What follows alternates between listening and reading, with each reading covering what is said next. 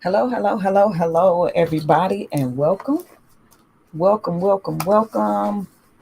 Coach Hadassah here, metaphysician, financial wellness coach, and Forex entrepreneur. And I help people restore their health and increase their wealth.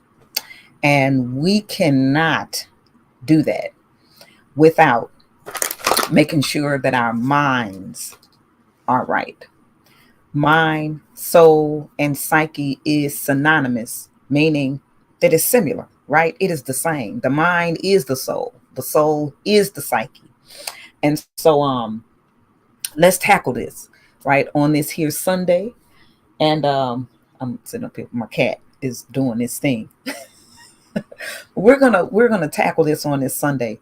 And I just finished listening to a book. Great book. I have this app. What is this app called? The Headway. It's a Headway app. I think you can download it for free. I'm not even sure if I paid for it or not. I probably did. I don't know. But if I didn't and then I have to eventually pay for it, I will, because it's a great app. And especially these days, I love reading, right? As you can see over here, you don't even see the whole bookshelf, but it's a big old bookshelf and it's packed with books. And then there's two bookshelves downstairs, and then there's a bookshelf in my room, and there are just books. And then my mother lives across the street, and then she has books everywhere. And if I need a certain book, I might go over there and read it. I'll go over there and read it. I'm not gonna take her books because I know how that feels, right? For somebody to grab a book from you and you never see it again, and it's like, start charging people for my books. Children, people are my children. So anyway, we're going to talk about ego, right? We're going to talk about this book because that was the name of the book. It's called Ego is the Enemy. And this great app has different books. Yeah, this great app has different books, and actually this one, and what it does is it take the book and then it summarizes it to about, maybe about 15 minutes, because that's the time that we live in. There everything is moving so fast, so quickly. I remember doing a live talk sometime last week, and it was mainly because the Holy Spirit has just been speaking to me, and it's just like time, time. I mean, like, quick. You got to do this quick. Time, time, time. Quickly, quickly, quickly. Um, and and I don't think it's something that's just like, just now, but there's a when we're in alignment with spirit, then we get on spirit's timing. And Genesis chapter 1, verses 14 through 19 tells us about the time, right? Now, the Holy Spirit, or Yahweh, you'll hear me use the name, or the name Yahweh, right? So Yahweh is eternal. Yahweh is not bound by time, okay? However, there is time. Yahweh created time. Genesis chapter 1, verse 14 through 19, right? And he set the sun and the moon and the stars, which are planets, in the heavens for timekeeping. And that's what it says in there, right? For days and for times and for seasons. Okay. And so when we know what time it is according to Yahweh, and when we are in alignment with that, then, when he's saying, okay, time, time, time, time, um, we have to look at nature. We have to look at the seasons. We have to look at the times that we're in. We have to look at the ages and dispensations to know exactly where we are in the scheme of things, because we always hear, history repeats itself, right? History repeats itself. Well, um what happens is there's a there are things, there are patterns, and then there are cycles, and they do tend to repeat themselves. Some of the stuff we may not be here in in that lifetime of whatever it is that's going to transpire in that time. Like, say there was a pandemic before. It happened about 100 years ago. Well, some people were born at that time. Some people may have remembered that time, if they lived long enough. If they lived to be 100 or older, then they may remember that time. They may have been they may have been 7, 8 years old, maybe teenagers or something like that. During that time, if they're still here, they can share that wisdom or that experience of what happened and then what they did in order to get through it, right?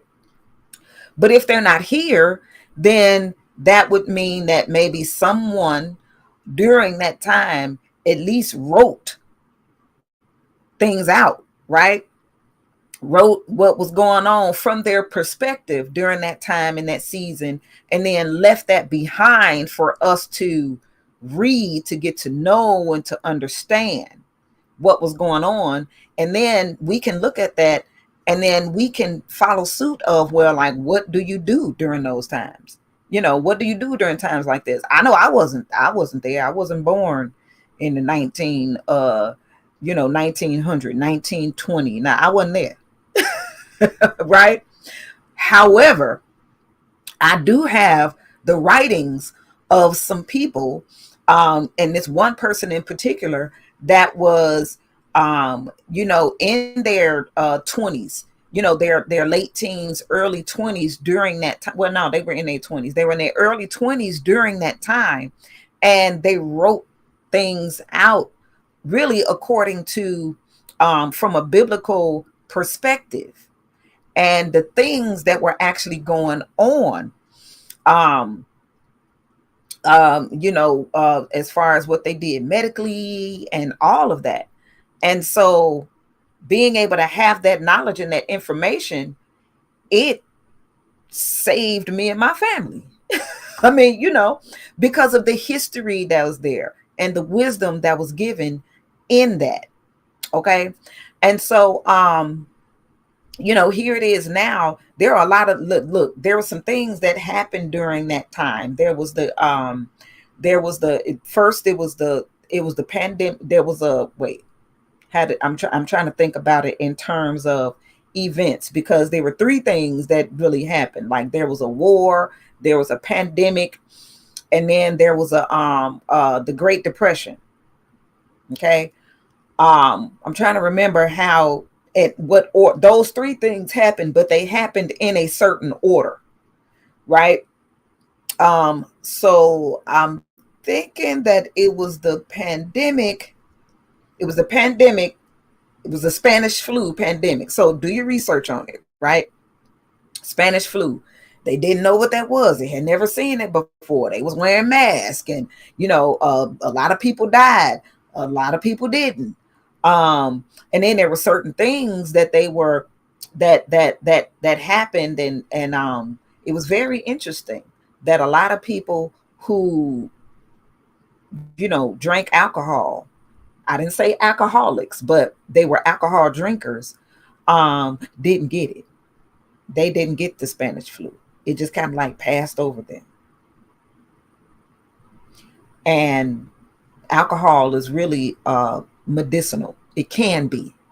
Do your history and research on that too. So anyway, but there was the pandemic. There was and I'm saying it in the order. I believe it was the pandemic first, and then there was the Great Depression and the war. But correct me if I'm wrong, because I might be. But those three things happened. But again, like I said, there was a certain order in which it happened. And so fast forward, right? Move that up until today's time, maybe like 100 and so years that where we are now, and we weren't there, we weren't around. But if we look back, we can see and then kind of get a glimpse of what we may experience in this time, right? We just went through the pandemic. Okay. um Look, financial things are happening. I'm not going to say it's going to be a Great Depression or whatever, but they're talking recession. They're talking about, look, money changing is going on. I'm going to just put it that way. There are money changes that are going on right now. And just like back then during the Great Depression, there was a wealth transfer. There was a wealth transfer because there used to be, like, well, now we call it small businesses, but businesses back then were like your ma and pa shops. They were family owned businesses, okay, that were in the communities where the communities came and, they patronized the stores and the locksmiths and, these different things, right? And then, but, they had their money and they invested. Those businesses invested in the stock market. But then there was some stock market manipulation because there were some plans that, some people wanted to happen, which was big businesses. And so stock markets were manipulated. A lot of those mom and pop shops that was investing in the stock market lost a lot of money, which means they lost their businesses. And then what do you do in times like that? Well, if there's an opportunity that presents itself for work, because you have to feed yourself and your family, then you take that opportunity. But that was something that was manipulated in order for that to happen. This is chess, not checkers, right? It was strategically done in order to bring, what we're used to as part of our everyday life in the time that we live in, right? And so now it's like things are shifting back. It's shifting to where you have a lot of people that have, left that workforce and all types of things. And it's not over. It is not over. But you have a lot more people starting their businesses, um, especially with the use of technology. Technology is a game changer. And a lot of jobs will just be obsolete now just because of technology. It's going to do away with a lot of jobs. So then what happens with those people that are dependent on jobs for their income? You see what I'm saying? And so why am I talking about this, especially when the title of this is, ego is the enemy? Well, because again, looking at this from a biblical perspective, we have to go way back in time where, again, history repeats itself, right? And we can see that pattern, that same pattern that operated back in the book of Exodus when you had Pharaoh. Pharaoh is a king. That's what a Pharaoh is. A Pharaoh is a king. And it was this particular Pharaoh or king that arose in that time that did not know Joseph and all of his generation, because they all, died off. And he didn't know about them. He didn't know about Joseph. He didn't know about his people. He didn't know about that Hebrew nation. That was the reason why that nation was, or that country was prosperous. That country was prosperous because of that nation of people. And so when those generations and everything died off, and even the Pharaoh of that time that did know Joseph and that nation of people, and realized that it's because of these nation of people that this country is prosperous. So I'm going to treat them good, right? That Pharaoh or that king treated them well. Okay. And by him treating him and his nation, that nation well, then that country flourished and prospered. But again, when when Joseph died off, and those generations, and that Pharaoh died off, and then a new Pharaoh arose that didn't know, basically he didn't know the history. That's what happened. He did not know the history, and that nation of people, then he started to his he was egotistical. That's just what it was. He was egotistical. He was operating in ego, and he evilly entreated though that nation of people, and even sought out to annihilate them because they were prospering. They were really what? Doing what we were commanded to do. Be fruitful and multiply and replenish the earth. And he said, hey, these people are they big in number, right? And so we have to come up with something so that if a war or something break out, they won't become allies with our enemies, basically, and then take us out, wipe us out. And so they devised, or they conspired, that's their word, they conspired this plan to kill off all the male, the male Hebrews, but keep the women.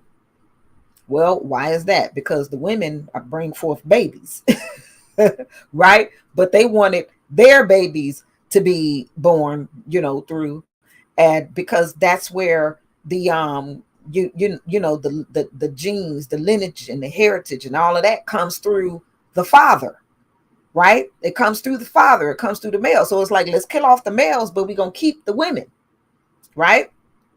And so when that did not happen, he went back and he like, wait, what did y'all, the midwives, he was like, what y'all do? He said, look, and because they feared Yahweh, it was like, we don't care what this king talking about. We're not gonna kill these babies. We not doing it. We're not killing these male Hebrew children. And so they just said, hey, these Hebrew women lively. They can give birth on their own. They don't even need us. They strong, they powerful.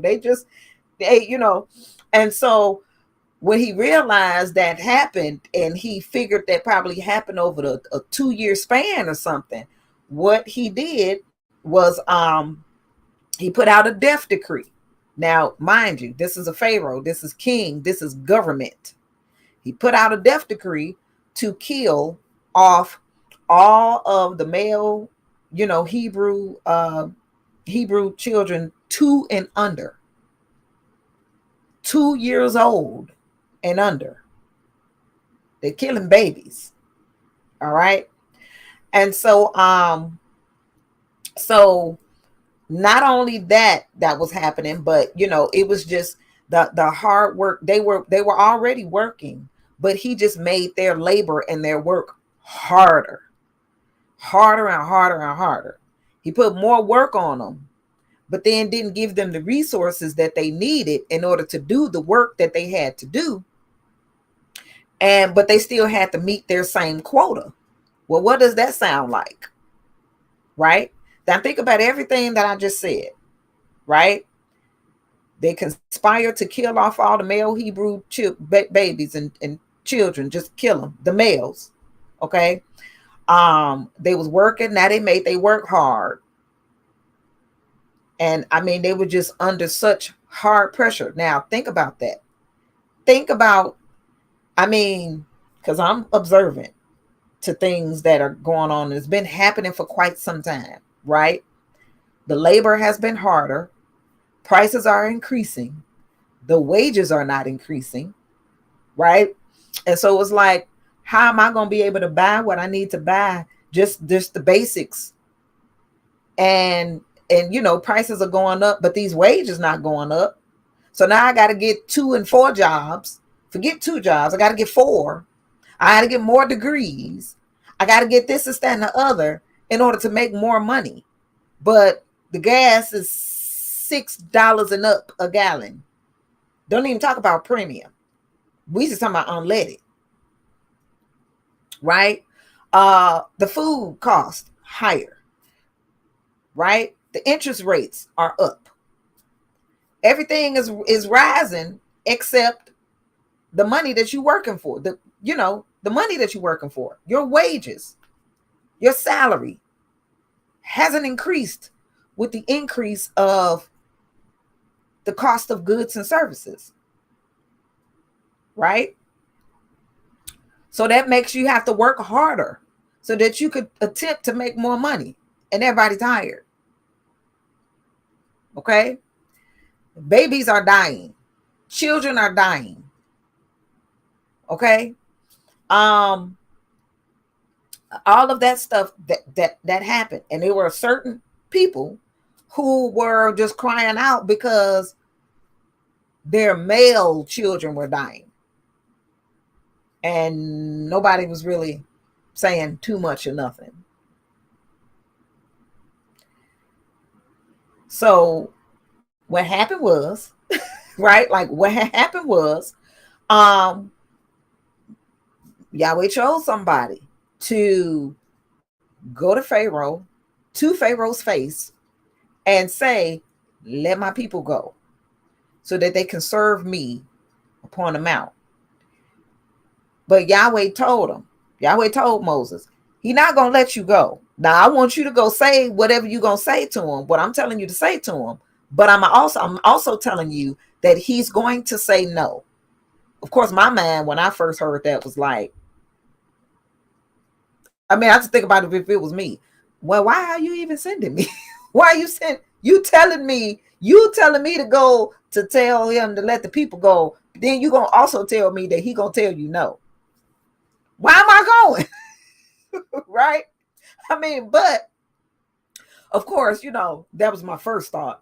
But then this is like, okay, but I get it. Like, yeah, I mean, hey, it don't matter. Because that's what happens, right? You go, you ask.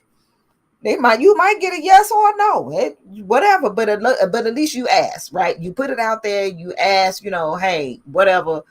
You may have to keep going back, or it may be for a sign or whatever for that person. You don't know, but you just make sure you go do what you was told to do, right? What you was commanded to do.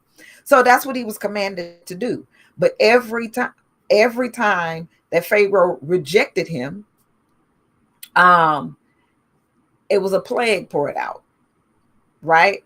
Are you gonna kill up my children? I'm gonna kill yours. Are you gonna work them half to death, right? To build up your treasure cities and not give them, their fair what they need? Okay, I'm gonna make sure this economy go down.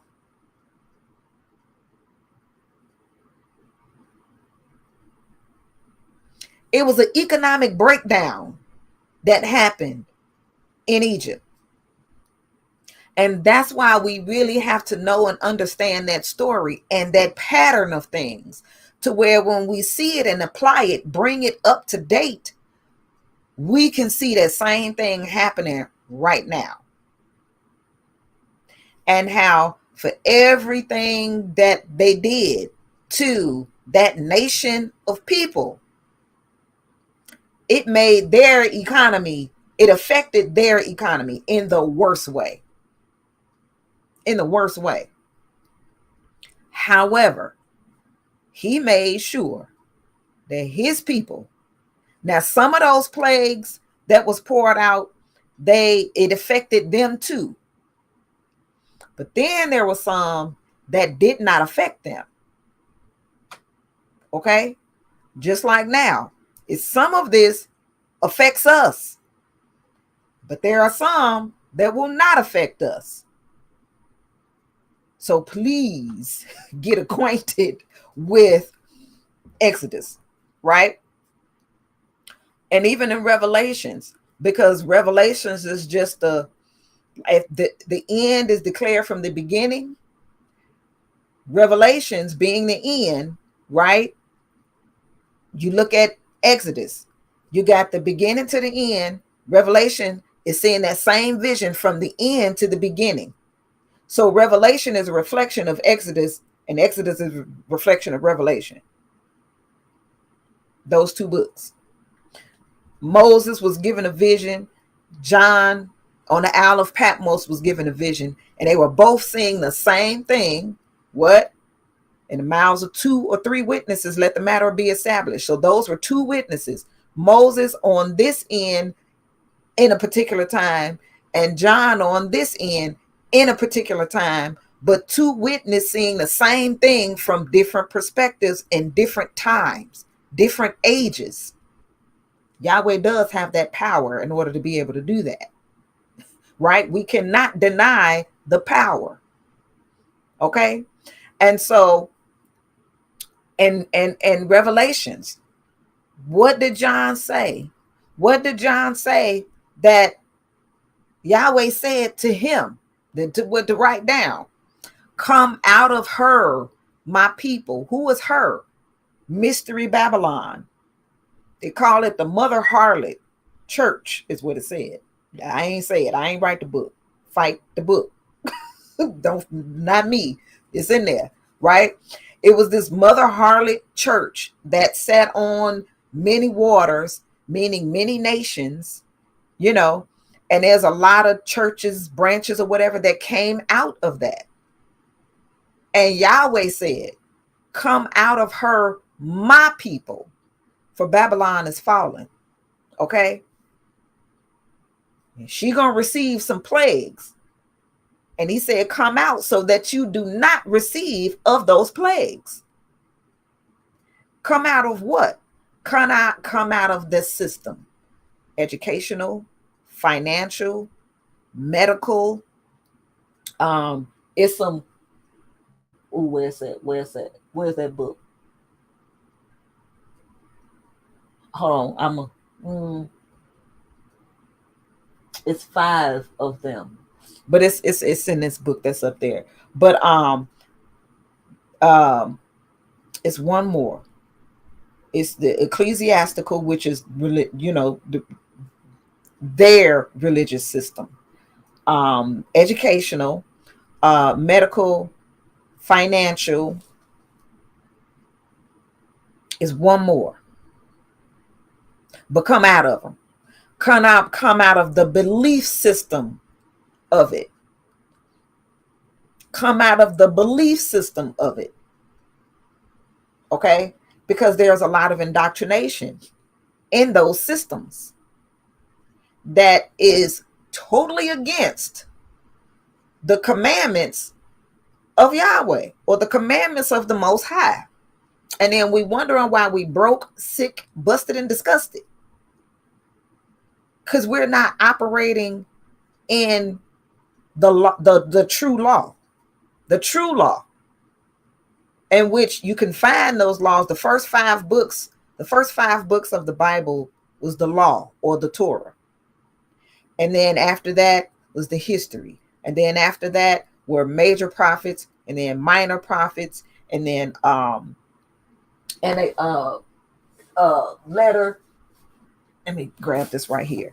And poetries and letters. We got to know how that book is broken down. And then was there some misinterpretations and things like that, especially when it was translated from the original Hebrew text to Greek to English. Yes, because there are a lot of languages and even words that was that you just can't translate into the English language. Like the English language does not have a word to grasp the meaning of certain things that were written in that original Hebrew text, right? But we can get something out of it, just at least a start, but again, the first 5 books of the Bible is the law or the Torah. Then you got the history, poetry, major prophets, minor prophets, the evangels. The evangels, which most people call the New Testament, is Matthew, Mark, Luke, and John. But that's the evangel, right? Apostolic history, that's Acts. Why is it called Acts? It's because it was what they did, the action that took place after they received the Holy Spirit within themselves, within their souls, and your soul is living in your body. And then it goes about to do and carry out the things or its purpose on earth. And then we go back to where we came from, right? Which is original spirit, source, substance, limits and bounds of everything, right? And then Paul's letters or his epistles. Epistles a letter, right? Paul's letters. Then there were other letters, and then the prophecy, which is revelation, that again reflects back to Moses's vision and what he was given, which was the law. But then there are also many, many, many, many more books that aren't even part of the canonized Bible, that if you got a hold of them, like the book of Jasher, the book of wisdoms, first and second Maccabees, all of these other in the Apocrypha, but then even ones that's outside of the Apocrypha, it's so many of them that's really sitting over there in the Vatican that we don't have access to, because if we did, guess what wouldn't be able to be in power or exist, right? So how does that wrap up in the whole scheme of things as far as ego, right? Ego being the enemy. And then making sure that we have that we're not operating in ego. I don't want to say, that we have our egos in check. That implies that we actually have one. Right? The thing is not to have one. And I know there's a lot of psychology behind, all of that, or, you have to have your ego, or you need your ego, or your alter ego, and you did this, that, and the other. I'm not going to get into that at all. But what that does show or imply is being double-minded. That's what that does, right? Being double-minded. And then when you have that, you start to have certain isms in the mind. And we started out with the mind being what? The mind is the soul. The soul is the psyche. It's synonymous. It's one and the same, right? And when we have that, that's when you have that good and evil. When you go back into the scriptures and to talk about, hey, you can eat freely of the trees of the garden, but this one right here with the knowledge, knowing, to know means to be intimate with, right?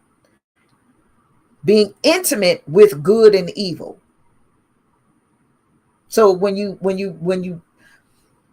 break that down and knowing what that word know means, right?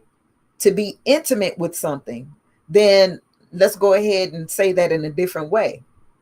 But of this tree of being intimate with good and evil, don't touch it. Don't eat of it. Because when you do, when you eat something, what do? You're taking it in as nutrition. It's being broken down in your body to where the things that would be beneficial for the body stays in, and then what you don't need comes out, right? That's what happens when you eat something. So when you eat words, when you eat indoctrination, when you eat those things that are really against the commands of Yahweh and his word, then that's how ego would even be formed. That's how it would even be formed.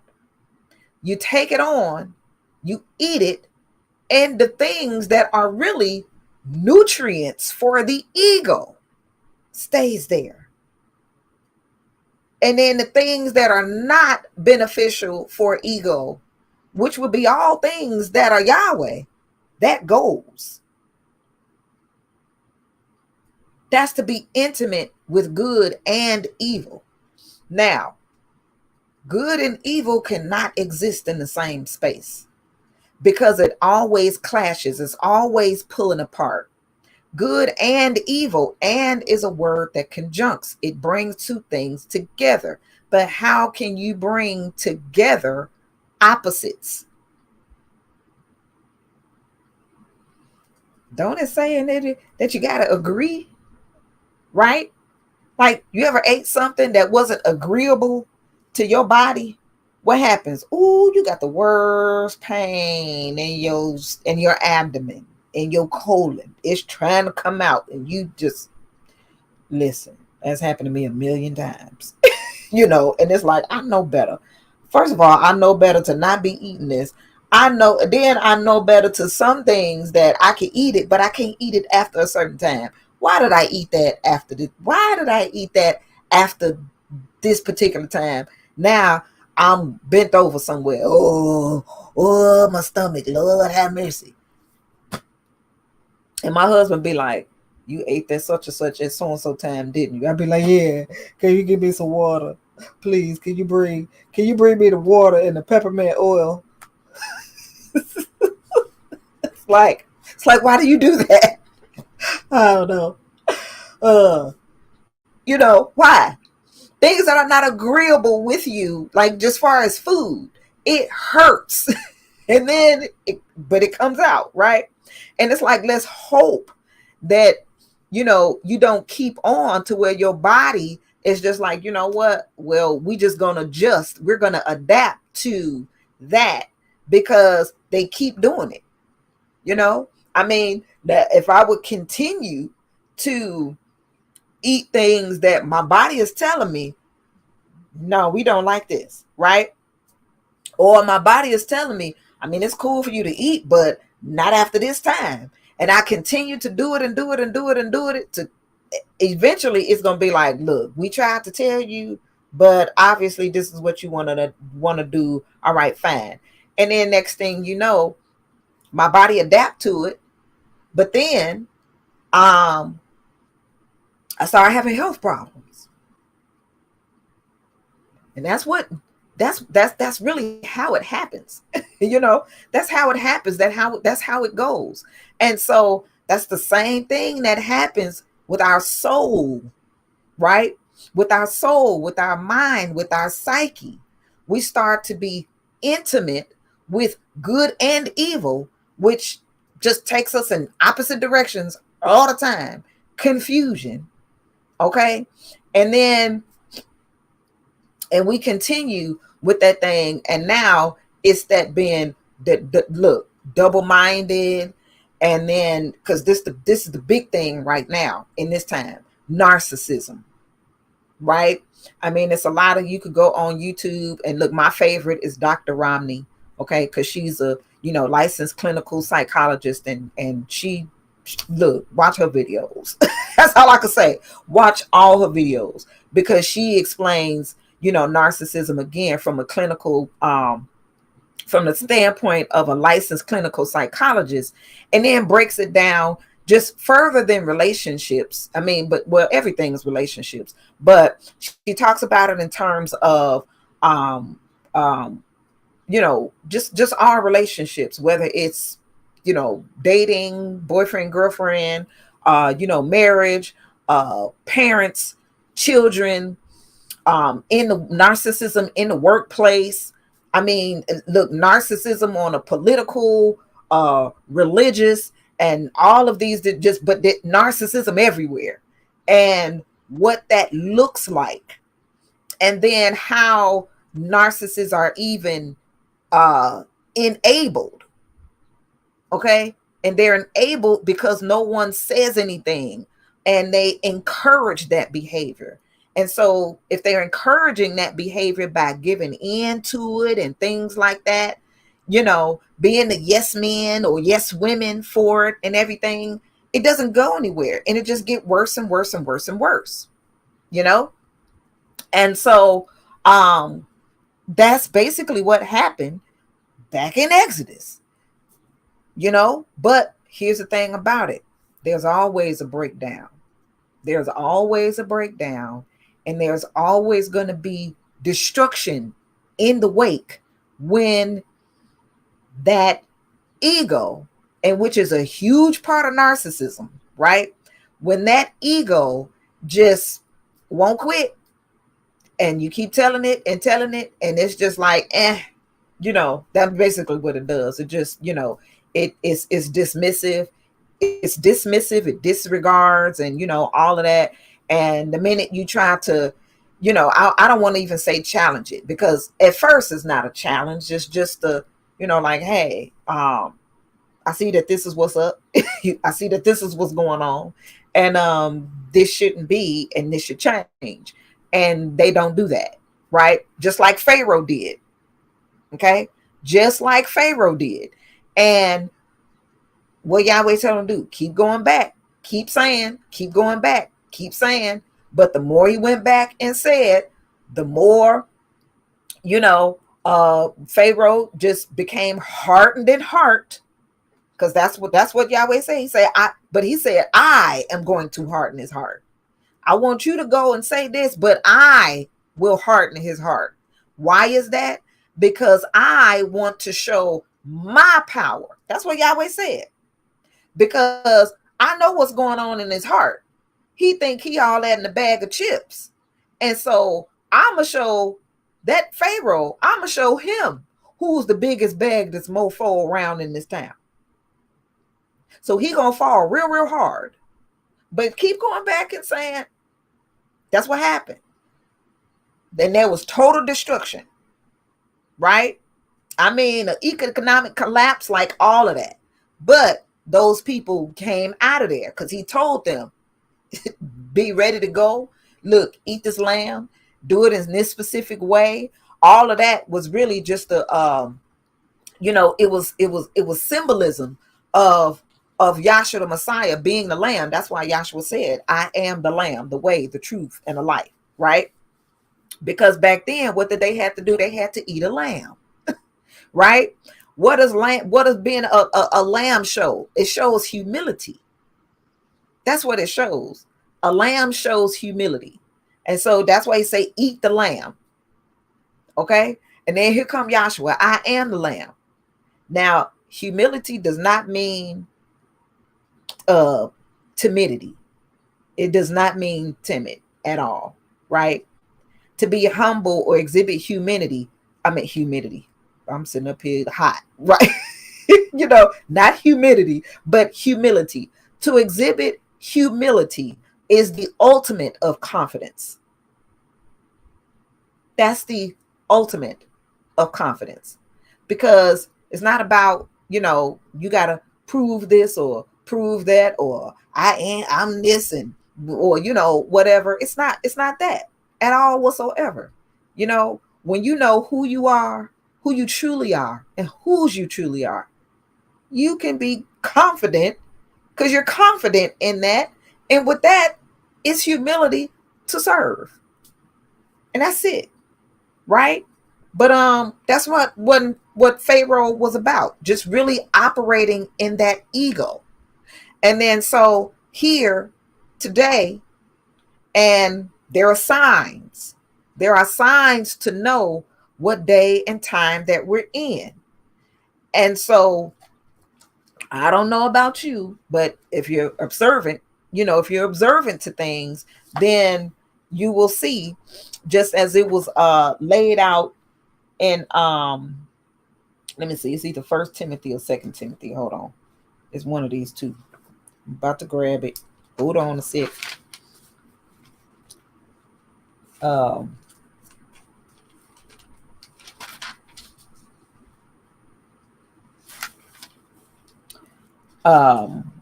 Where I gotta watch this. Read this too. Well,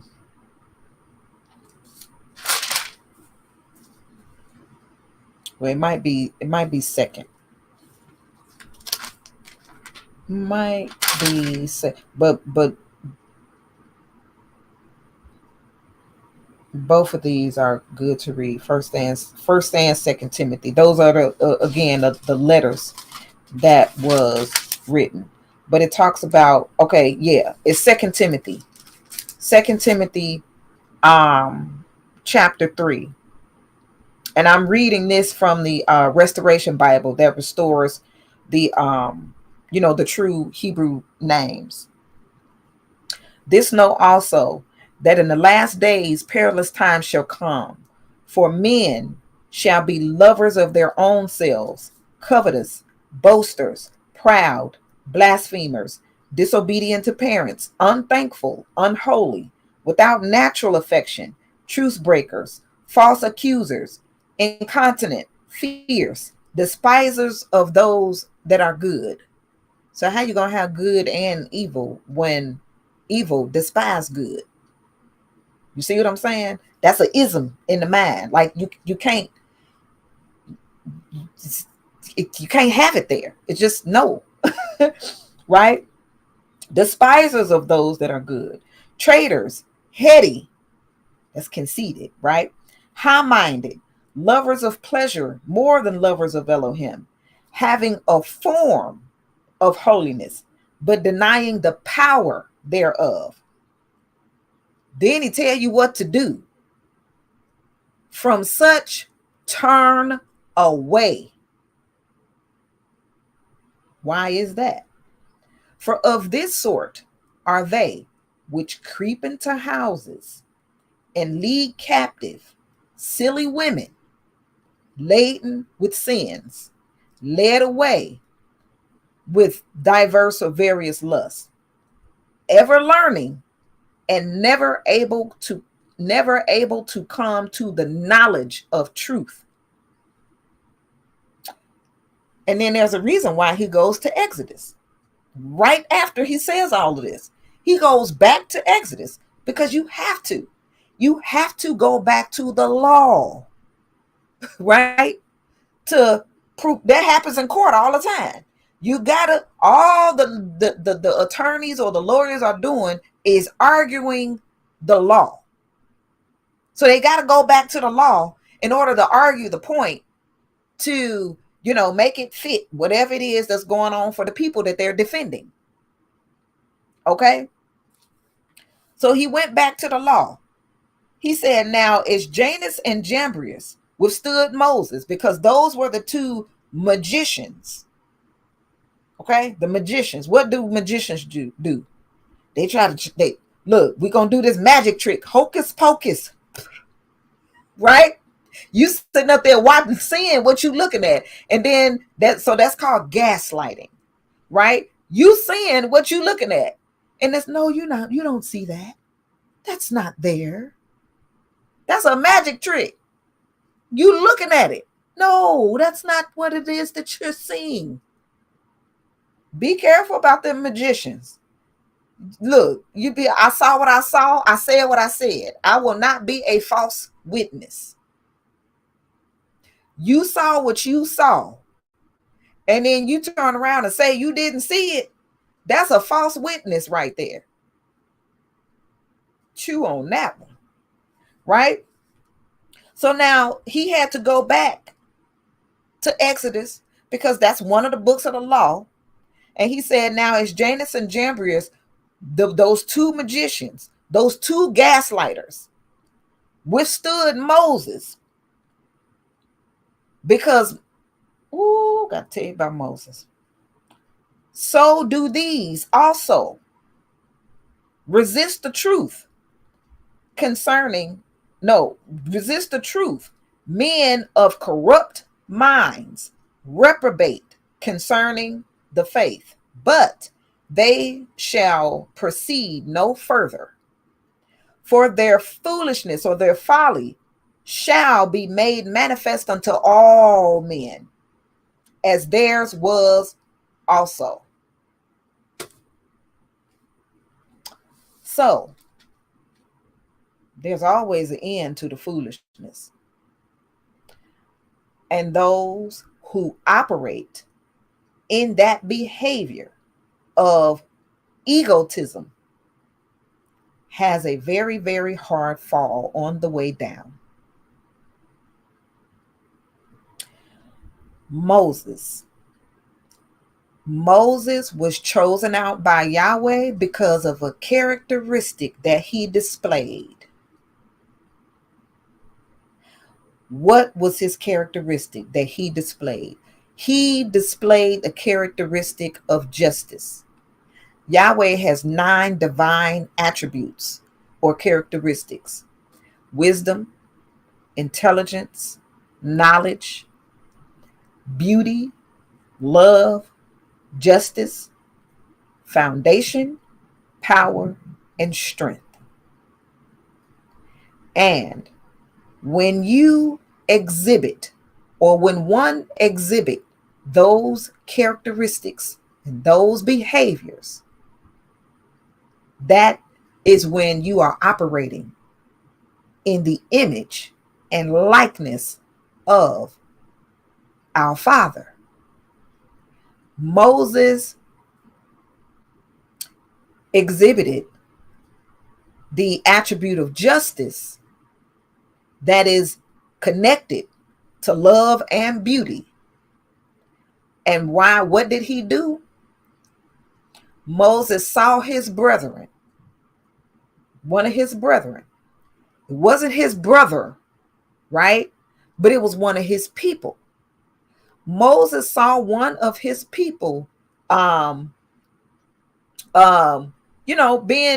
hit, actually, being, hit, picked on, or whatever. But he was being evilly entreated by one of the Egyptians. That's what happened. But see, 2 things happened. So Moses saw one of his brethren, or one of his people, being evilly entreated by an Egyptian, and he came to his defense. That's what he did. He came to his defense, and he committed manslaughter. What is manslaughter? That's when you might be defending yourself or another person. Your intent is not to kill them, but in that tussle or whatever the case may be, say you push them out the way, and when you push them out the way, they might fall down some stairs, or up against something or something like that, and they happen to die. That's manslaughter.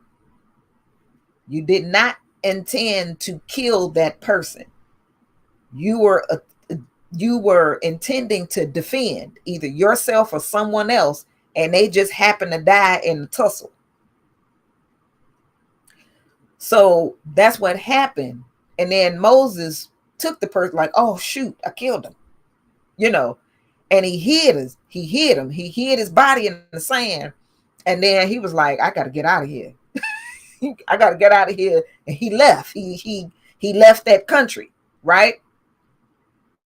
And well, he didn't leave immediately, but he hid him. But then 2 Hebrew brethren were striving, or they were fighting each other. Now they brethren, they both Hebrews.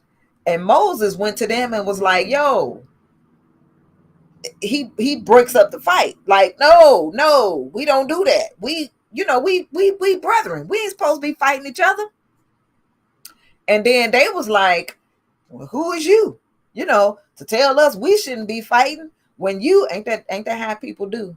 And you gonna tell us this is that and the other when you did such and such, so and so. And so that's what happened. It was like, basically just kind of called him self-righteous. Who are you to tell us this is that and the other, not to be fighting our brethren when you killed that Egyptian. Moses was like, yo, like how, this, they if they know this, then it might be known, and they gonna come for me. So that's when he ended up leaving. Okay. And then, but that's also why Yahweh chose him out, because not only that, but when he ended up meeting his wife, it was things that he did, with her. He was always, because he came to her defense. This was before she was his wife, But it was something that was going on, and he went to, she was going to draw the water and stuff, and she needed help, and he came to help her. And the things that was happening was some things that was going on and happening while she trying to draw the water, men heckling her and all of that kind of stuff. So he came to her defense and then helped her with the water, and then when she came back with the water to her father was like, you came back early. And she was like, yeah, it was a man, he helped me out there with the water. And her father was like, wait a minute, it was a man came out there and helped you to do this and that and the other, and you left the man there? You better go back and get that man. Women, did you hear that? Here. Did you hear what I just said? Moses saw that woman out there getting this water by herself, a whole bunch of men out there heckling her and all that kind of stuff, but ain't none of them trying to help her with that water. And Moses not only came to her defense, but helped her. And her father was like, boo, you don't leave a man like that out there to the water. I need you to bring him to the crib. I need you to bring that man to the house. That's a good man. Go back when you see him again, you need to invite him over for dinner. It's in the book. Okay. And so when he came and he met Jethro, which was Moses' father-in-law, he like I said, invited him over for dinner, sat down, hey, have a seat, get comfortable, stuff like that. And he gave his daughter to him. And then Jethro was the father-in-law. Moses led the flock of Jethro. So Moses worked for his wife's father-in-law, leading. So he displayed leadership, right? He led the flock of his father-in-law and kept him. So the whole time he displayed leadership ability to be able to defend, right? What does it say about what better is it to than to lay down your life for the brethren? That's what Moses did. He displayed that leadership where he laid down his life for his brethren. Okay. And he helped a woman. And he helped his father-in-law by leading the flock. He displayed leadership. He displayed justice, love, beauty, wisdom in order to do that. Intelligence, because you need wisdom, intelligence, and knowledge to lead a flock. Right? You need all the attributes of Yahweh in order to lead a flock. But in order to develop that foundation and that power and that strength, Yahweh sent him right back into Egypt. Okay? He sent him right back there into Egypt. And he said, Pharaoh going down. And through you, I'm going to show my power. Because all that's coming down. I just want you to go to him and tell him to let the people go. Let them go. Let them go. Let them go. That's Moses defending the people all over again. So, which side are you on a greater scheme of things, right? Are you operating in ego? Or are you operating in the humility and confidence of the Holy Spirit, which should be in you?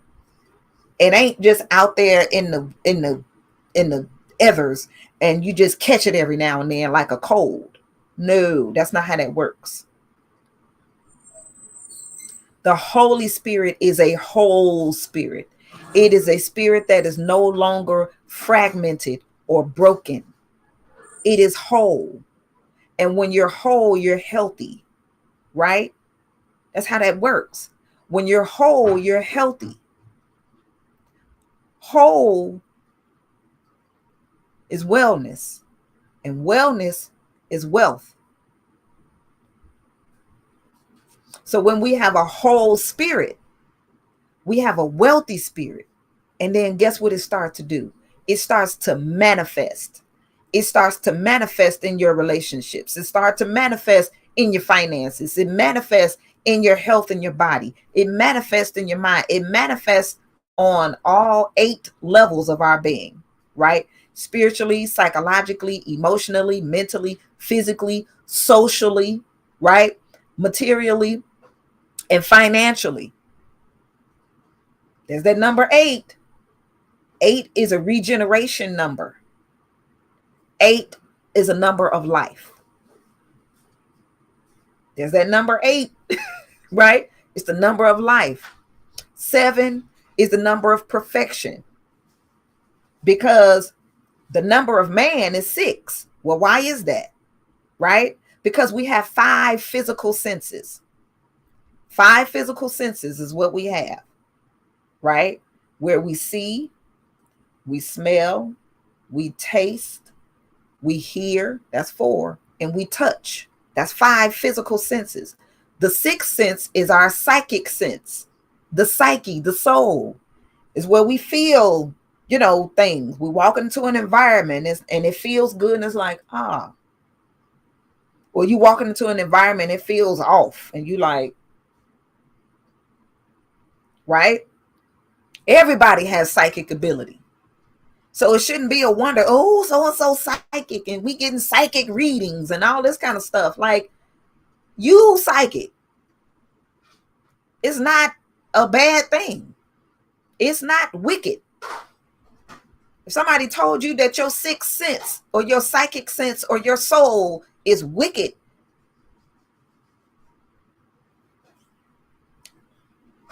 that is a sense, a 6th sense that you have. We all have it, right? Now, the thing is that our 6 senses, the number of man and woman, because woman is a man with a womb, right? Has to be in alignment with spirit, which is the 7th. That's the 7th step. That's the 7th thing. When our spirit, our 6 senses are in alignment or one as one, or it's always connected to spirit. But when we don't, or when we aren't consciously aware of that, that's the fall, right? That's the fall. But 7 is the number of perfection. This is where you're perfected. It say it in the scriptures that you're perfect. I'm not perfect. I'm not perfect. You better stop saying that. It say that in the book. But we're perfected when we're in alignment and one with spirit. 7 is the number of perfection. And then you have the number 8, which is life, breathe, breath, regeneration, where your cells start to regenerate and everything, right? You're reborn. We're reborn every 7 to 8 years. You have a whole new body every 7 to 8 years, because every cell in your body, they're the old cells die and new cells are reborn. But each organ and everything, the cells die and reborn at different like rates. But by that 7th year, because 7 is a number of perfection, but then it's also a cyclic number. Don't we have 7 days a week? Right? We got 7 as a cycle. But we have a whole new entire body every 7 years. So if we stop putting ourselves through certain, things with our bodies, or, the stresses and all of this kind of stuff, not to say that we won't have stress. We will have stress, but there's stress that is normal for us to have. But then there are stresses it's like, why are you adding stress on top of the stress that you're going to already have here on this earth? Right? And when we don't do that, or we get rid of that or whatever, we allow our bodies to just naturally do what it do and go through its cyclic 7-year cycle. And then 8, boom, regeneration. It's like, I'm reborn. right? And then 9 is the number of completion. You got 9 vital organs in your body. We have which is a system. Okay, 9 vital organs is the system in the body, right? We got 9 planets in the solar system, 9 divine attributes which we must display and exhibit: wisdom, intelligence, knowledge, love, beauty, justice, foundation, power, and strength. And then as we continue to work that system of the 9 divine attributes, then we develop the fruit of the spirit. The fruit is the results. The fruit of the spirit, which is, go to Galatians. It's in there, right? In Galatians, it tell you what that fruit is. It's love and peace. I want to say it in the order. That it's in. Okay, so it's love, joy, peace, long suffering, which is endurance. That's what long suffering is, endurance. Okay, the ability to endure, not trash, not garbage, but the ability to endure, our faith walk, or our walk in trust, or our walk in righteousness in an unrighteous world. Right? Not self-righteousness. That's that ego, right? Self-righteousness is the ego, where, okay, well, I fasted and then I did this and then I did that and I didn't. We're not talking about that, right? We're talking about Yahweh's righteousness.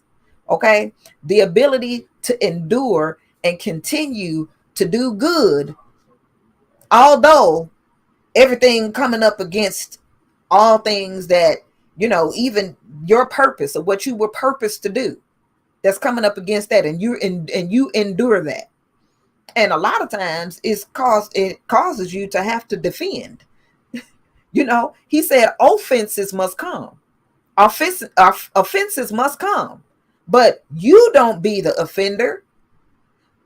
But trust me when I say you're going to develop your defense mechanisms. Right? You're going to defend. Ain't no turn the other cheek. Anyway, gentleness or kindness, right?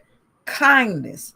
What does kindness mean? Kindness or kind means the same. The same. If you can't render kindness to someone because they are unkind, meaning they are not the same, just, what did he say? Didn't he say, when you see this, get away? He said, stay away, avoid, discern and avoid. Oh, that's not the same. Okay, I'm a move around. Okay, you can stay there, but I'm a bye-bye. Right? So gentleness, okay, that kindness. And if you, like I said, if you cannot be kind, if you cannot, then I'd rather go. What I'm not finna see her and do is tussle with you. Leave you do that, right? That's what you got to do. You go ahead, knock yourself out. You look real foolish fighting yourself. I'm just saying. Like, don't even engage, right? Goodness. Goodness is righteousness. Goodness. There's nothing wrong with goodness. It's when you got good and evil. That's confusion, right? These are the 9 fruits of the spirit. Faith. Faith is trust. Okay? Meekness, right? That's humility. Temperance. That's self-control. Okay? And they develop, the fruit of the spirit develops in that order. It develops because everything has an order. It develops in that order. And it's no wonder that self-control is the last fruit to develop. Think about when a tree is growing. And the last thing to develop on that tree is fruit. And then what? When that fruit is ripe, because you don't want to eat fruit that's not ripe, right? When that fruit is ripe, ooh, don't it taste good? Look, I am a fruit connoisseur. I love fruit. Right? I could eat some fruit. I could have a whole diet of just fruit. Like for real. I just eat fruit. But it's sweet, right? Like life is sweet. Life is good. But it's good when you what? Have self-control. It's not about control. That's what Pharaoh was doing. Pharaoh was trying to control the other people. He ain't had no self-control. And because he didn't have self-control, man, because after a while, like when everything was destroyed and all of that kind of stuff, and he like, listen, y'all go, okay? Go, get up out of here, go, go, go, go, go. And then once they were leaving, what did he do? What did he do? He started thinking, wait a minute, I'm letting the people go who built my treasure cities. Like I didn't have to do all of this work. They did the work for me. And I'm finna let my money go. I'm finna go back, me and the army, and we gonna go back and get them. And they came, that army, him and that army came running up after the children of Israel. And it's like, man, didn't you just see everything was destroyed? That's what I'm saying. Them isms in the brain. That's how his brain was working and functioning. You just seeing everything was destroyed. And it was all because you didn't let the people go, because your ego. All you have to do is let them go. But no, your ego. And so now you said you letting them go. Now you not. And you running up after them. And guess what happened? Yahweh put a cloud in between them, which represents spirit. And that same cloud was light unto the children of Israel. And that same cloud was darkness unto the Egyptians, to Pharaoh and his host. To where they couldn't even see straight because they was in darkness. And went out there and got destroyed in a flood. I'm gonna let him go. I ain't gonna let him go. Is he going back and forth? I ain't. That's what that ego mind does, because it's like schizophrenia or something. It's the isms that's there. You say a double-minded man is unstable in all his ways. Pharaoh was unstable. He had an unstable mind because ego blinded him. And he got his butt handed to him out there, right? Because he didn't have the fruit of the spirit. He had everything in him that was, the works of the flesh, right? And what is that? These were the behaviors that he had, and the behaviors of those that operated in ego. And so in this time, again, psyche, soul, mind is synonymous. You want to be able to see clearly, observe behaviors, and don't gaslight yourself, and don't allow anybody to gaslight you into thinking anything different than what it is that you looking at. And do not give the benefit of the doubt, because that doubt ain't going to benefit you in the end. It's not. I'm getting the benefit of the doubt. Who is that going to benefit?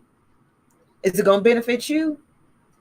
Because those benefits have to be mutual. And when those benefits aren't mutual, somebody is going to get the better end of the stick, and the other person is going to get the worst end of the stick. And that's not balance. It's not balance. But that behavior that you'll see, that is the opposite of the spirit, the fruits of the spirit, right? That behavior It is this.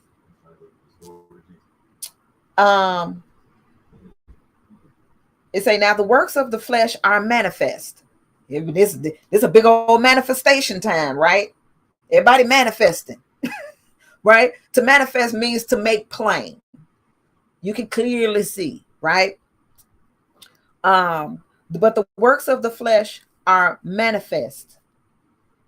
And it's these: adultery, fornication, uncleanness, lasciviousness, idolatry, witchcraft, hatred, variance, emulations, wrath, strife, seditions, heresies, envyings, murders, drunkenness, revelings, and such like, of the which I tell you before, as I have also in times past, that they which do such things shall not inherit the kingdom of Yahweh.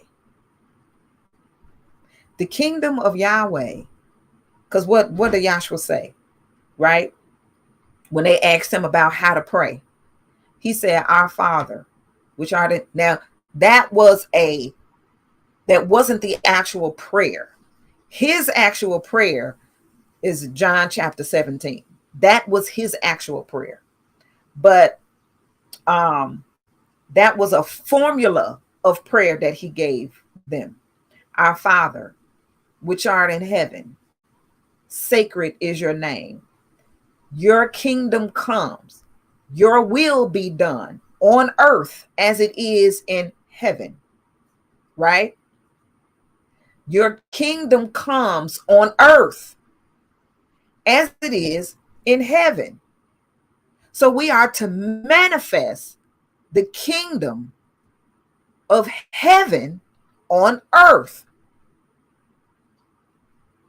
But this is heaven right here. You're in your mind, or it's hell.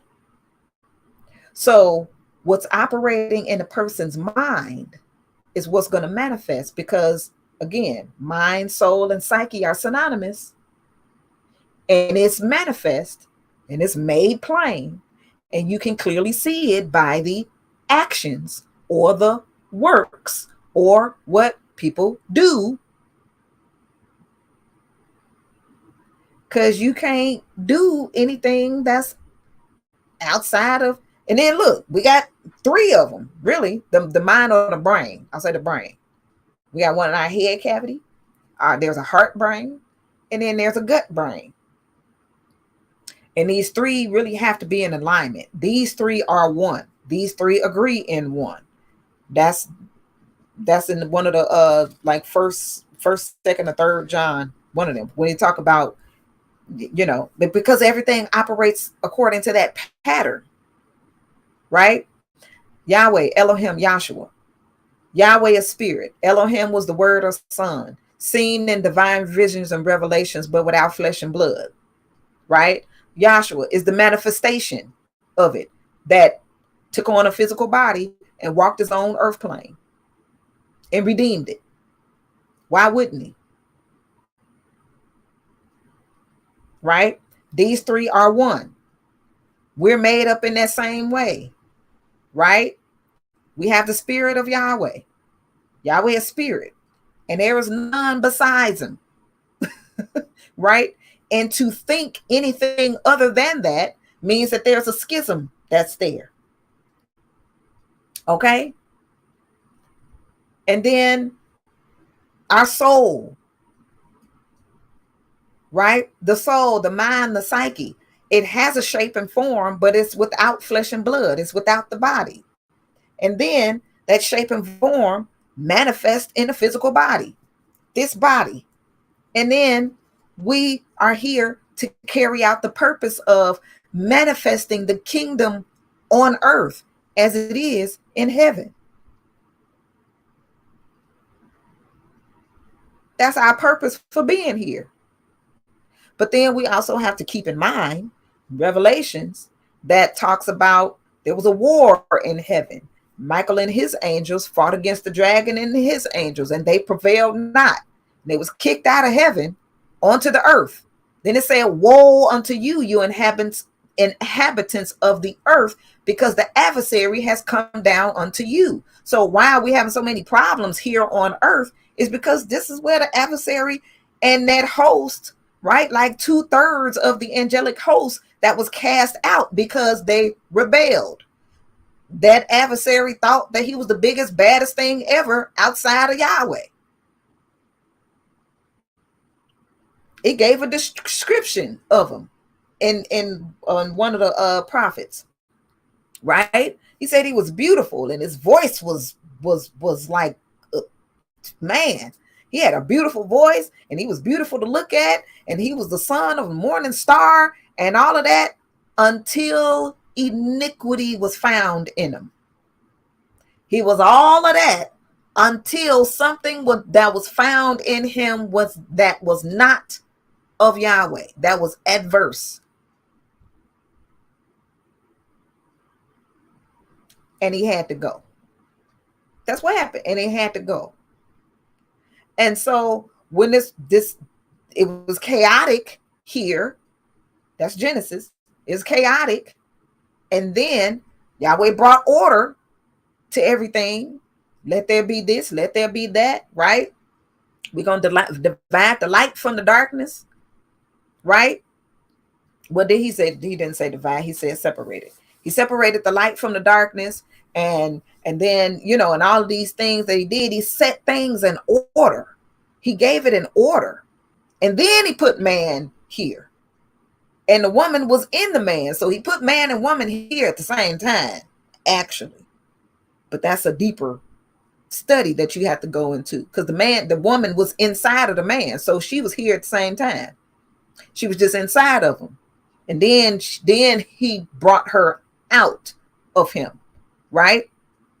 And so everything was already in order, prepared, and everything. And then he put man here and said, put the intelligence in him on how to keep it. Like I did everything. I did the work. I did such, so and so, this is that and the other, so forth and so on. All I need you to do is keep it like you found it. Keep it like I placed you here to do it. Just keep it up. Maintain it and sustain it. I did the work. Just maintain it and sustain it. And the adversary had a problem with the fact that, his son. Then he seen the woman, and he seen the woman. The man wasn't with the woman. Somebody left their post. And then he smooth talked her out of her position. Because somebody wasn't manning their post. Then he smooth talked her out of her position, making her think that she wasn't what she was. She had all the wisdom, intelligence, knowledge, love, beauty, justice, foundation, power, and strength in her, and then made her think that she wasn't wise. Oh, he just know that you'll be wise like him, because you that just alluded to, I'm not wise. I thought I was like him, but I'm not like him. Oh, okay, I'll eat this because I want to be like him. And then boom. And because the man and the woman is together, they won. Adam had to go with her. Because they're not separate. They are one and the same. So they had to, and that was the fall. And it was all because that old boy was mad that he wasn't the head man in charge. Adam was. And his bride. Because he said he gave them dominion. Them is plural. He made Adam, and he blessed them and gave them dominion. And that old boy was mad about that. I'm fix you. But thank goodness there was a redemption that already happened. It already happened. We just have to be consciously aware of that and just get right back into alignment. It's like, okay, that's like you walk into a house and and it's like, okay, all right, so okay, so what's my part? What I got to do? And then, oh, I'm on that. Oh, okay, and then you just go to do that. But it's done. It's done already, right? But just know that this thing, because this ain't for everybody. I already know that. I'm that person that no, I'm not speaking to everybody. I might be speaking to 2 or 3 out of anybody that watches this long enough, because you got to have an attention span. I mean, I've been going through this thing where it's like, Father, just make it to where I could just make a 5-minute or 10-minute or 15-minute video, because the people, they don't be watching. And he said that then that ain't for them, because anything that's attached to me got to sit down long enough to hear what needs to be said. Like, I'm like, oh, okay, get me together real quick. Fine. Right? He know the attention span that he put in people. I mean, think about it. You want somebody to just look, I ain't that's another talk right there. I ain't gonna even get into that. But that sounds like fornication to me. Just get in and out, bye. Gone. And I mean, it is stuff for that. Don't get me wrong. It's a time and place for that. And that's called, like, advertisement. Right? Marketing and advertisement, something that, hey, little quick 20 seconds, 30 seconds or whatever, in order to sell you something. But Yahweh don't have to sell nobody nothing. Yahweh don't have to sell nobody nothing. I'm not here to sell anybody, anything. I don't have it. Like I don't. I had a store. I sold soap and I sold natural products, soap and natural toothpaste and stuff, that's because it doesn't have the harmful chemicals in your body and all that. Had a whole store for that. But as far as this, yeah, I'm not here to try to convince or make people. I'm here to share what thus saith Yahweh. And then if I don't have that, I don't have nothing to give you besides look, a way that you can learn a skill set to help you in these trying financial times. And that's not even a sale. Learning, that's education. Right? That's education. And I mean, everybody needs to be educated, some way, shape, form, or fashion, something that's going to help you. So with that, I am out of gas. That means that my time is up. And so look into that book. It's called Ego. What is it? Ego is the Enemy. And it is by Ego is the Enemy. His name is Ryan Holiday.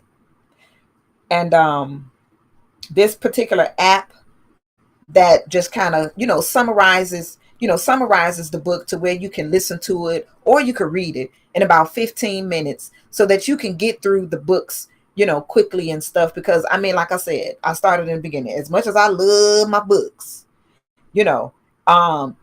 this time and these times now, I have to listen. I have to listen to them while I'm doing what needs to be done, because the time is short. The time is short. We don't have any more time to waste. We do not. We can look at the state and conditions of the world. It's not necessarily that all things are gloom and doom. It's just that the world that the world as we know it is gone. I'm not saying it's going. It is gone. The world as we know it is gone. And so if we are, I mean, cause shoot, I'm almost 50, and so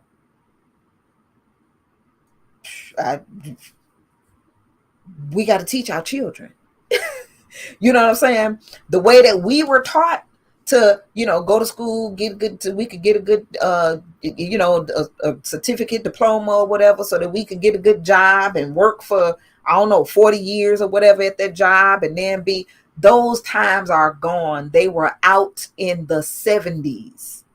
And a lot of us were born in the 70s, right? Like late 60s, 70s or so, even 80s. Like those times are up.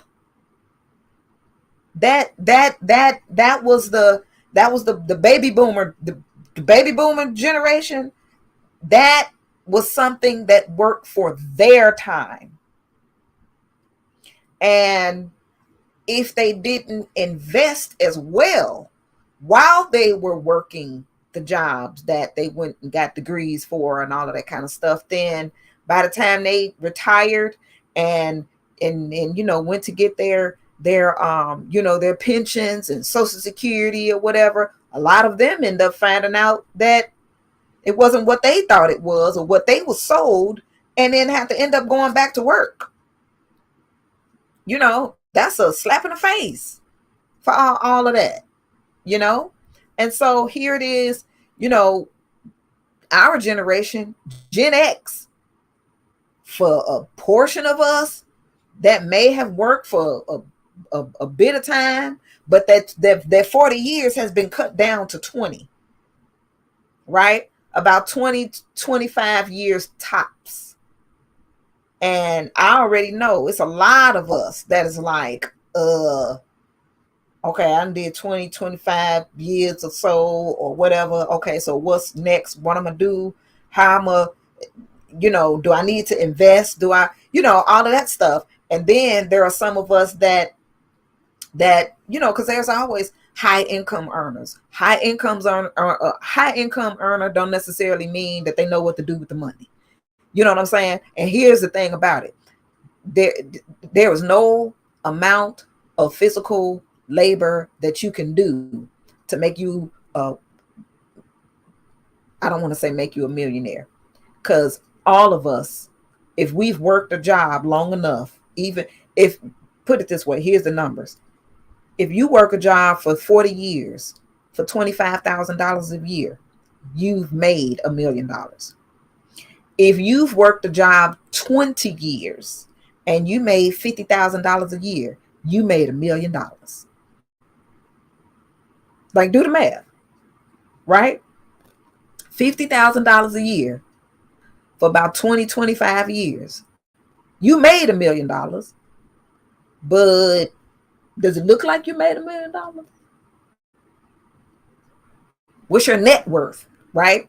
Your net worth, or our net worth, is what's like after all, expenses and all of that kind of stuff, what you got left, and then when you take that and you're able to allow that money to work for you through investments and things like that, right? Your assets, things that you have of value that go into play in that, right? And so, do we have a net worth of $1 million or more? Okay. If we don't, we got to get to work in areas that will do that. And it will not be through another job. And that is Yahweh saying, come out of her, my people, for Babylon is fallen. Yahweh has always started something with a seed and grew it. That is law. You start something with a little bit and you grow it into a lot. Be fruitful and multiply, right? And replenish the earth. You have the fruit. Don't the fruit have seed in it? And then you take that seed, you eat the meat of the fruit, but you take the seeds out first. And then you take that and you plant it over again. And then it grows another tree. And then you just can reproduce, where you take that and do over and over again. The seed is the investment. And you put that into the ground and you do whatever it needs to be doing to make sure that the ground is conditioned properly and all of that. That's what you do. right? You don't eat the seed or throw the seed away. We can look at what they're doing with fruit now. Seedless this and seedless that. And it's like, what the hell am I eating? It's supposed to have seed in it. I don't care if we think it's seems to be inconvenient. I love watermelon. And yeah, I'll be like, oh, damn, these seeds, spit them out, stuff like that. Like, no, you don't want to eat the seeds, but you don't want to throw them away either, right?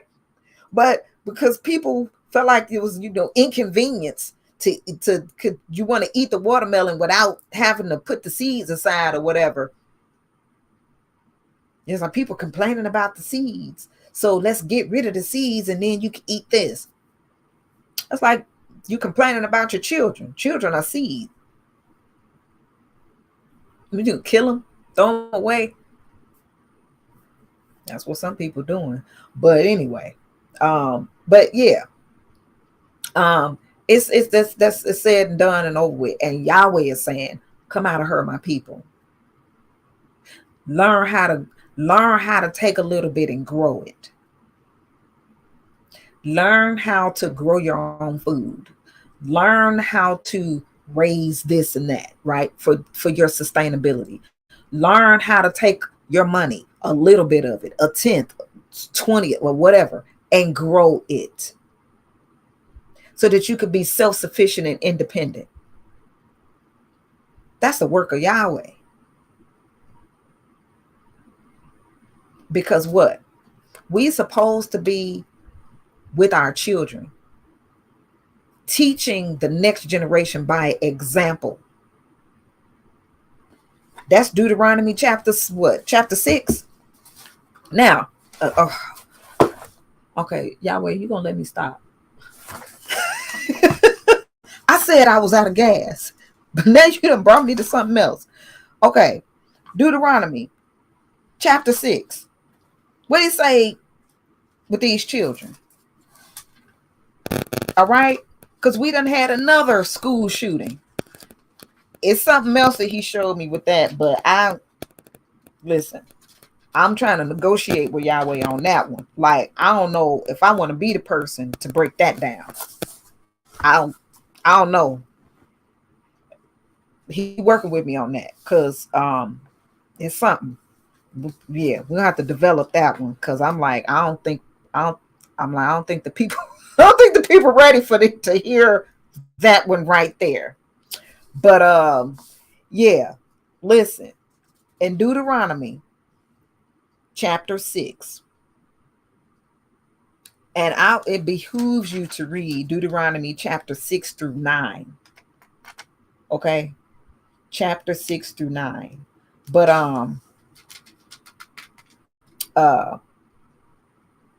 again, this is the Restoration Bible that contains the original Hebrew names of the Father, the Word, or Son, and the Holy Spirit. Where are we going to start?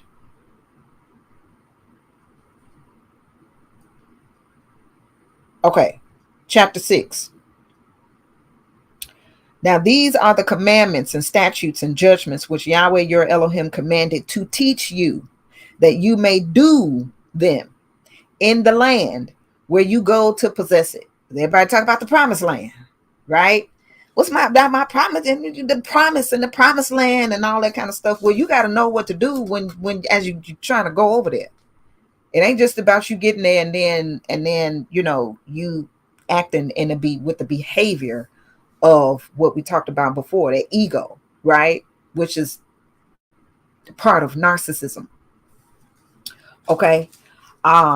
He said, now that you may fear or revere Yahweh your Elohim, to keep all his statutes and his commandments, which I command you, I'm gonna read this old English, which I command thee, thou, and thy son, and thy son's sons, all the days of thy life, and that thy days may be prolonged. You see the generations there, right? That you may fear or revere Yahweh your Elohim, to keep all his statutes and his commandments, which I command you, He said, "What I command thee, thou and thy son and thy son's son." That's 4 generations. "All the days of thy life, that thy days may be prolonged." Got to teach 4 generations. Okay? That's like 80 plus years. He said, "Hear therefore, O Israel, and observe to do it, that it may be well with you, and that you may increase mightily, as Yahweh Elohim of your fathers has promised you, in the land that flows with milk and honey. Hear, O Israel, Yahweh our Elohim is one Yahweh, a unity. And you shall love Yahweh with all your heart and all your might and all weight. And you shall love Yahweh, your Elohim, with all your heart and all your soul and all your might. And these words which I command you this day shall be in your heart, that you shall teach them diligently unto your children, and you should talk of them when you sit in your house, and when you walk by the way, and when you lie down, and when you rise up. And you shall bind them for a sign upon your hand, and they shall be as frontlets between your eyes, and you shall write them upon the post of your house and on your gates. Now, did you hear what he just said that you're supposed to do with the children? Okay. He said, "These words which I command you this day shall be in your heart." We learn through repetition. That is why we say stuff like, "Oh, I know that by heart." Well, how do you know it by heart? The intellect, the mind, right? Like the brain, like up here. The intel, that's where the root word of intelligence is intel. Is where we intel information. We only hold 10% of it. Well, what happens to the other 90%? As we become repeatedly over and over and over and over and over again, then that 90%, it gets memorized by the heart, not here. So that you don't have to think about it. You just do it, because you do what's in your heart. You speak what's in your heart through repetition. You know that the sun rises in the east and it sets in the west, because it has done that all the days of your life, all the days of my life, all the days of the ancients' lives. That's what happened, right? We know that there is spring, summer, autumn, and winter, because it's been that repeatedly all the days of our lives, right?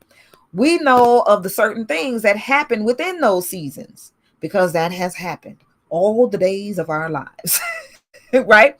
It's repeated. Okay. And so that's how we know them. Whatever you do every day, you go to work every day, you go to that same job every day. Do you have to think about how to get there? No, you don't have to think about how to get there. You know exactly how to get there, because you go the same way. And then there may be some alternative routes, but you know those alternative routes too to get there. But you go to that same place. You don't have to think about it, because it's in your heart. You dial a certain number. Well, these days people don't memorize numbers, because we don't have to. We could just save it in our phone, and you don't really memorize. But there are certain numbers that I remember before we really had, that to where we just save it one time, save it, but we could dial it. Why is that? Because we've dialed those numbers over and over and over again, speaking to that same person, right? That's repetition. Okay. And so we learn through repetition. That's why we would sing the alphabet song to the children. And we sing it in a certain way and in a certain melody, so that the children can pick it up, because they learn through repetition. We all do, right? And so That's how it's in our heart, the heart memory. Our heart memory holds 90% of the memory. And then so our body language is what speaks. Our mouth may say something, but our body language is the body language that you really observe and you listen to and you look at. What you do with your body. What you do with your body. I hope you do some good things with it. But listen, and you shall teach them diligently unto your children, and you shall talk of them when you sit down in your house, and when you walk by the way, and when you lie down, and when you rise up. So you're going to teach your children. And you should talk of them when you sit down, and when you walk by the way, and when you lie down, and when you rise up. That sounds like damn near all day. Right? But where are our children? Where they at? Are they with you? To where you can even do that? When they do that, what are they really getting from your heart memory? That is an example for what you do with your body. Oh, these children, where they getting it from? Where they getting it from?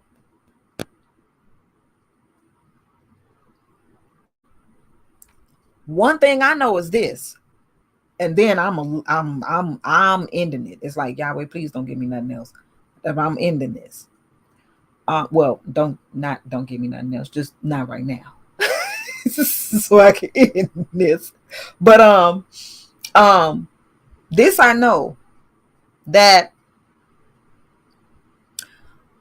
the wealthy, and I don't know if you want to listen to the book or whatever, but there's an author, Thomas J. Stanley, right? He's the author of The Millionaire Next Door, The Millionaire Women Next Door, Stop Acting Rich and Start Living Like a Real Millionaire, The Millionaire Mind. And I have The Millionaire Mind, The Millionaire Women Next Door, Stop Acting Rich and Start Living Like a Real Millionaire, and The Millionaire Next Door. And basically what he did, like his books, what he did was like survey affluent people, right? Affluent people, wealthy people, and their habits, right? Your habits. So he studied their habits. He did this survey on them. And the one thing that stood out, I mean, many things stood out to me, but the one thing that stood out to me was that he said that the wealthy spends 95% of their time with their family.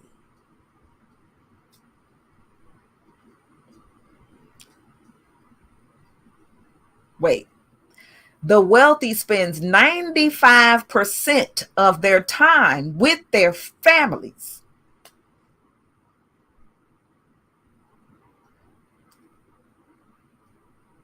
Where they work.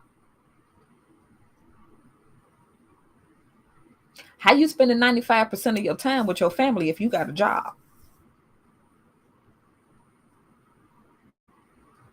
How you spend 95% of your time with your family, and especially your children, because it said that too, when he said their families, that was like the subtitle or whatever. And then he goes into it and he breaks it down about them spending that time spent is with their children. Well, that's a principle. That's a wealth principle. Because if you go back in here, and Deuteronomy is one of the books of the law, okay, then this is a law, right? You spending this time with your children. because he said, you got to teach them. That's what Yahweh said.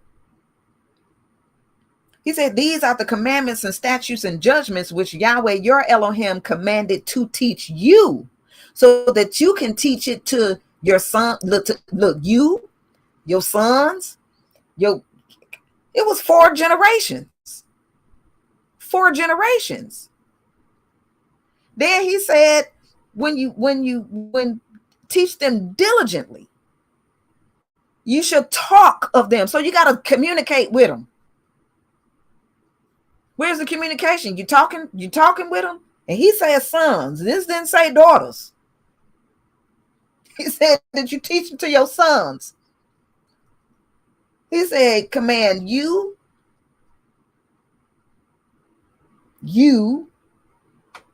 and your son and your son's sons.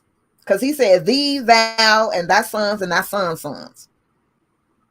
Thee and thou. I'm like, ain't that the same? Look. That's 4 generations of sons. And then he said, when you talk with them, when you're sitting in the house, what is your communication with them in the house? Are they with you when you walking by the way and you talking to them? And when you lying down, that y'all, you're lying down, talking to them, teaching them. And when you rise up, and all of it is not verbal, because that's what he said. You should talk of them when you sit in your house, when you walk by the way, when you lie down, and when you rise up. So this is body language. This is habits. It's the verbal communication. It's the non-verbal communication. It's a command of the heart. And so if we want to be fruitful and multiply and be prosperous, like he said, these are the things that has to be done. He said, and when it shall be, when Yahweh Elohim have brought you into the land which he sware unto thy fathers, to Abraham, to Isaac, and to Jacob, to give you great and goodly cities, which you built not. He said, you not gonna even build them. Okay? And houses full of good things, which you filled not, and wells dig that you didn't dig, vineyards and olive trees, which you didn't plant, when you shall have eaten and be full. Beware, lest you forget Yahweh, which brought you forth out of the land of Egypt from the house of bondage. Right? He said, don't forget. I need you to remember where you came from. Right? Don't get big-headed. Don't all of a sudden, I did. And it's like, hold on, wait. You couldn't think your way out of a paper bag. Now all of a sudden you did all this. That ego, it start rising up again. It's like you got to kill it dead. You do that by forever. I mean, every single morning, praising Yah, right? Praising Yahweh, prayer and meditation. When you rise up in the morning, when the mind is in that theta state, the theta state is that frequency of hypnosis. It's when you're being programmed. You're being programmed in the morning when you rise up. You're being programmed because your mind is in that theta state when you go to bed at night. Those are the best times. Those 2 times are optimal times to program yourself with the word or the commands of Yahweh every single day, because if he's telling you as a father and mother, right? I'm just say parents, okay? As a parent, to look, you spend your time with your children The wealthy spend 95% of their time with their children. They educate their children because they are teaching them wealthy ways and exhibiting by example wealthy habits. That's that talking by the wayside, when you sit down, when you rise up, when you lay down, when you're walking, when you're doing this, when you're doing that, right? Like they read, the children are reading the body language, right?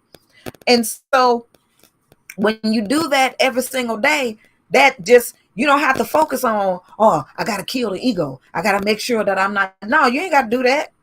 You have to focus on your Father, right? We have to focus on being in one in alignment with Yahweh. We have to focus on, waking up in the morning. Father, I thank you for everything. We talk about that gratitude, right? We have to think on what's that scripture that's up? Whatsoever things are good, whatsoever things are lovely, whatsoever things are like all that. Think on those things. That's the meditation, right? In the scriptures, you could pull up. I got the Bible Gateway app, right? And on that Bible Gateway app, you can put in a words, right? Word search.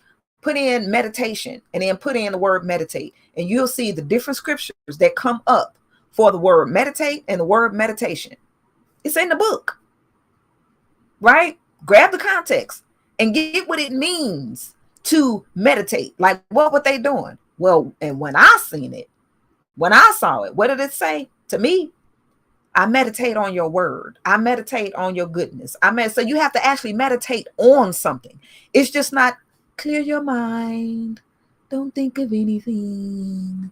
About the best thing that you can do is focus on your breathing, because the breath is life, right? So you do want to make sure that you're breathing in through the nostrils, right? Inhaling through your nostrils, with that good diaphragmatic breathing, where you inhale through your nostrils and you expand the diaphragm. And when you expand the diaphragm, it'll start to massage those lungs, because right under the lungs is the diaphragm. So if you expand, the diaphragm in your breathing, it starts to massage the lungs and bring those lungs, up and down. And if there's anything that's in there that need to be cleared out, it will clear it out, and it would just air it out and do, all those great things and circulate, because it's part of the circulatory system too, right? And when we breathe, we breathe in and out the name Yahweh, right? It already say that in the scriptures. Let everything that have breath praise the name of Yahweh. And that's exactly what we do, even if we don't know that we're doing it consciously, right? I just happen to know that, and a lot of other people happen to know that consciously. When we are breathing, we are literally breathing the name Yahweh. So we giving him praise whether we know it or not. Right? Even if we have any other God that we thinking, we still praise the name of Yahweh just through our breath, just through our breathing. So we want to focus on the breathing, but then we also want to take in our meditation what Yahweh's law, right? He said, I meditate on thy law. Thy law is good. Thy commandments are good. Being the gratitude for that. That's what we do in meditation. And we do that in the morning, the best time, and at night before bed. Because again, those are those two times of day where our mind is in that theta frequency, which is the hypnotic state. Everybody being hypnotized daily through advertisements, through media, through commercials, through movies, through the things that we watch. We've been hypnotized during the things that we listen to, music, all of that. We're being hypnotized all day long. We are. But if you take control of the hypnosis and you hypnotize yourself with the commandments of Yahweh, baby, all that other stuff, it just start to be blocked out, right? But we are moving into a wealthy time, right? I mean, there's always been a wealthy time, but I'm just saying, as far as, things that are happening in this system, and you don't want to get left behind. You don't want to get left behind. Not this time. Not this time. Okay? Not this time. Please don't. Please don't. So I'm not gonna say nothing else. That's all I got. I'm closing this book. Whatever it is that Yahweh might have me say again, it's gonna happen next week on next Sunday. Okay, but I'm done for real this time. So you all have a wonderful rest of your day, and I guess I'll be back Sunday at about 11:11 or 12:12, 11:12, somewhere around there. We're gonna work this out. All right. So you all have a wonderful, wonderful rest of your day. Peace.